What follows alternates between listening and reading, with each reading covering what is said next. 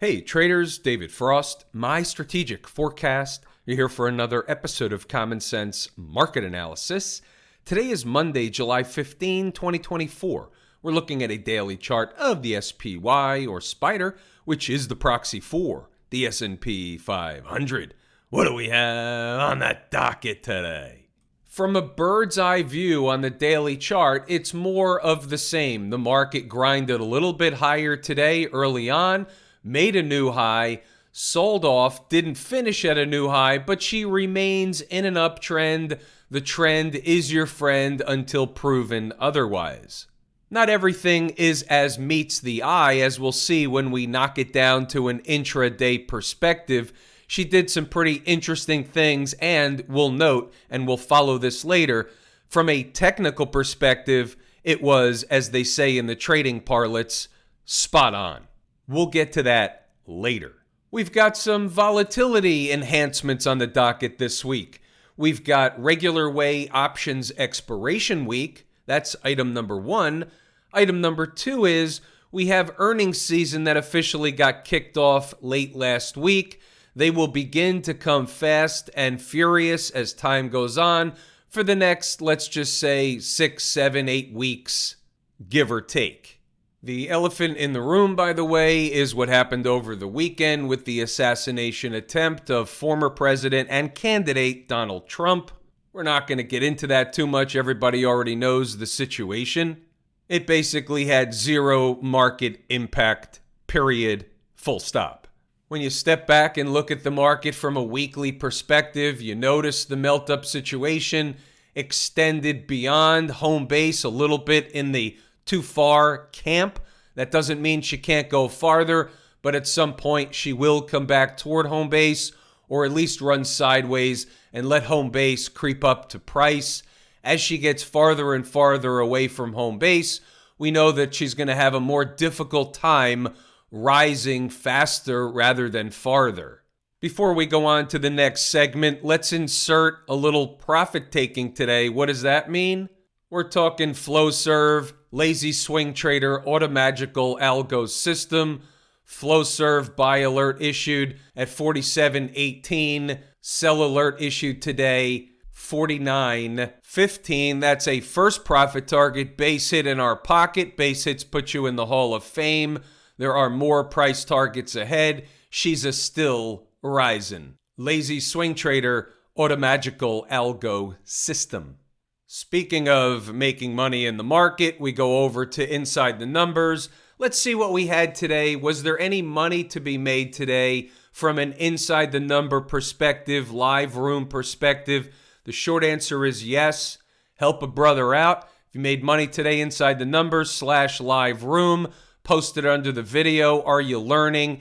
Is it beneficial? Is there value found in the live trading room each and every day? Help a brother out.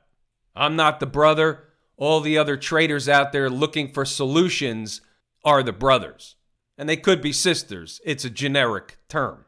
You can pause the video, read the notes, go back to the chart, and double check the work. We'll start today with our bull pivot of 462.40. That was essentially the gateway to Friday's highs and or higher.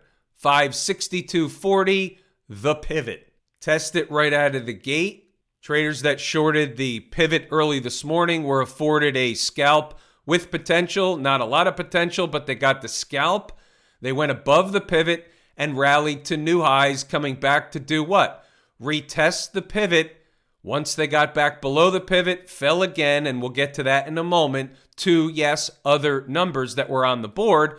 A late day test of the pivot, and then fall off again into the closing bell with the late, right before the bell jam session back up as far as they can get them. Now let's look at the other side. Staying below the bull pivot keeps the door open to fall back toward 560.50, where they'd likely see a bull-bear battle ensue. Now keep in mind, this is at 0:30 in the morning, and there'll be another number on the board as we scroll up in a moment, but let's first focus on 560.50. They made an attempt at it in the afternoon session, couldn't get there, rallied back to run a test of the pivot, couldn't get back above the pivot, came back to satisfy 560.50 and a little lower. Where did the little lower go to? Remember, pause the video, read the notes, go back to the chart, and double check the work. Let's go to 855. What's the scoop?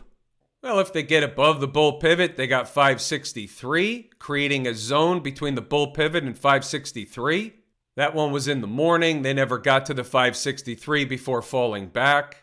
Above 563, they have the former high. They did that. It's no magic, as you could see here. But let's look at the flip side. 560.50 is the first place of support where they could bounce the tape. Getting below opens the door for a gap found at 559.90. And interestingly enough, there's a number, and that's my number, down at 559.75. 559.75. How you doing? 559.75, albeit into the end of the day. No time left on the clock to trade it per se. However, just look at what happened. These numbers were identified before the bell rung opening the session early this morning.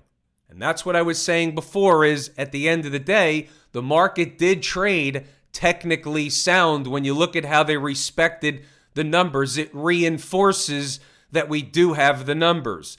If you're active in the markets trading the S&P, whether it's options, exchange traded products, futures, anything under the sun relative to the S&P, then you would benefit from these numbers each and every day along with the all-important commentary. Not to mention what we do in the live room each and every day. Pause the video, read the notes, go back to the chart to double check the work. Everything that's in here you just saw highlighted. What I urge you to do is double check the work. It's in here as a real-time updating mechanism throughout the session. These are real numbers each and every day for the benefit of the members. What about stocks on the move today? Don't mind this last one, NXT. There's some kind of problem with the feed in price.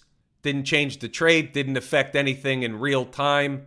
We'll take a look at the charts of ENPH, PDD, even M as it says jumped target, SEDG, and we will look at NXT as it says open from entry hit column, but it was hit. We'll take a look at all the stocks today.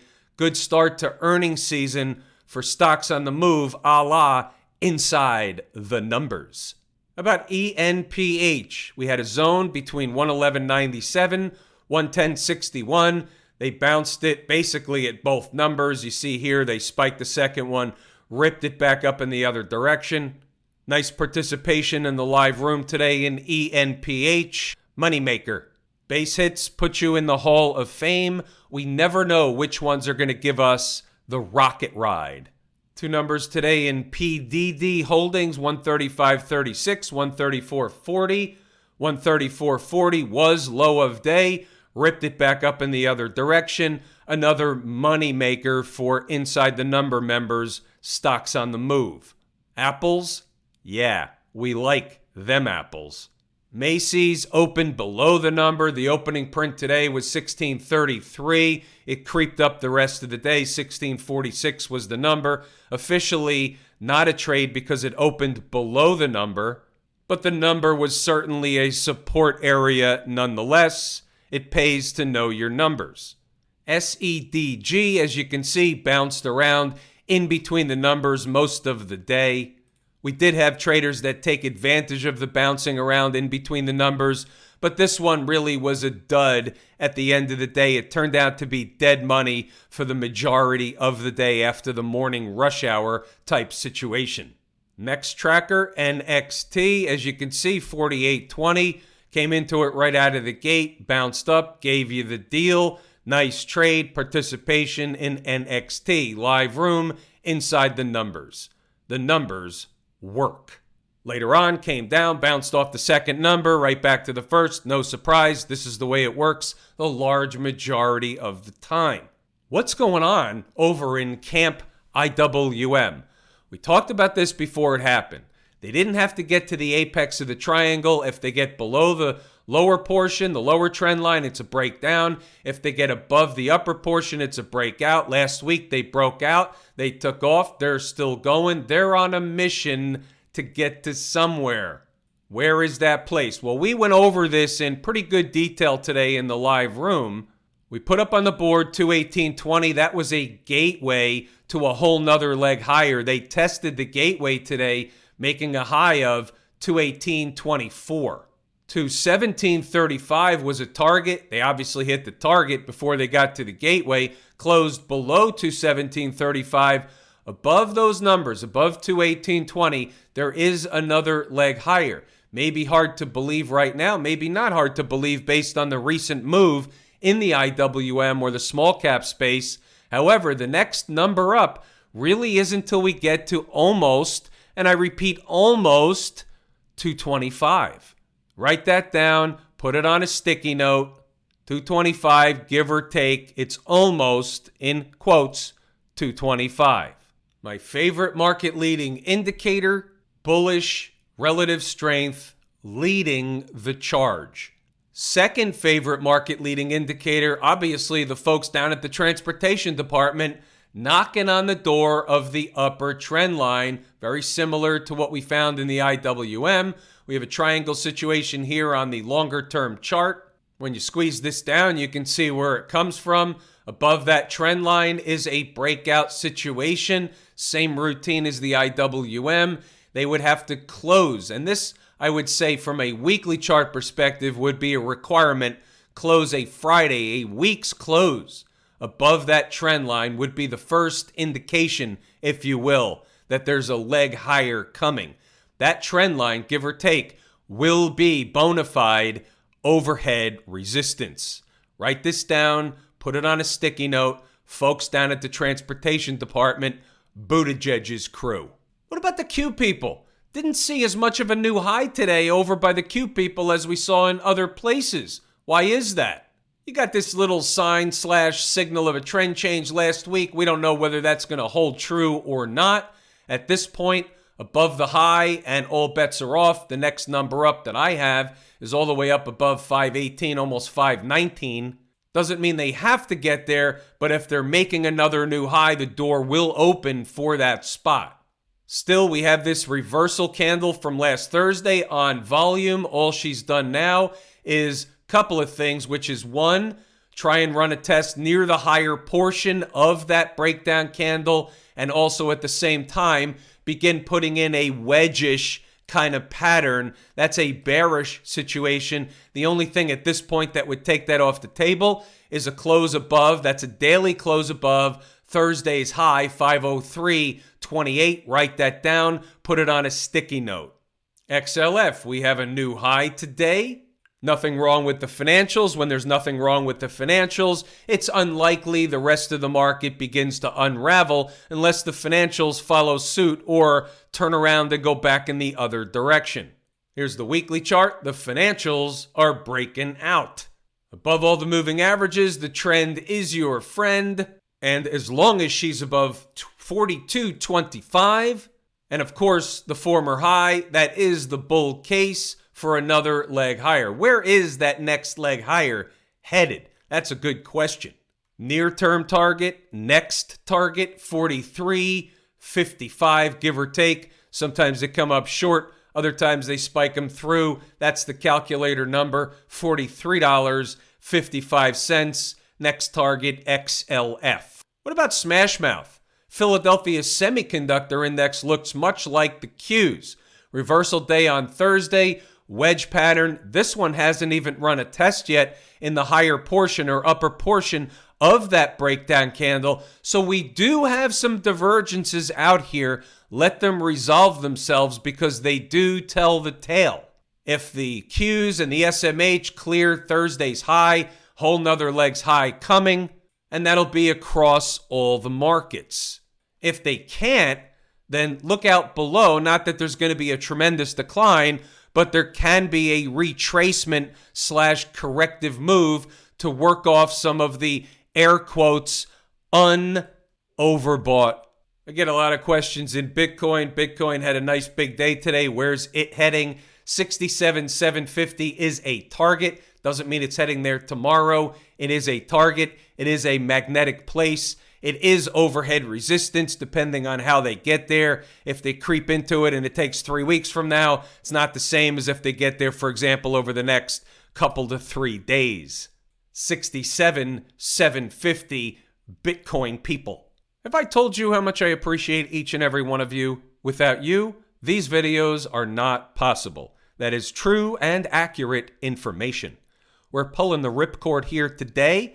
I'm David Frost, My Strategic Forecast. Thanks again for tuning in to another episode of Common Sense Market Analysis.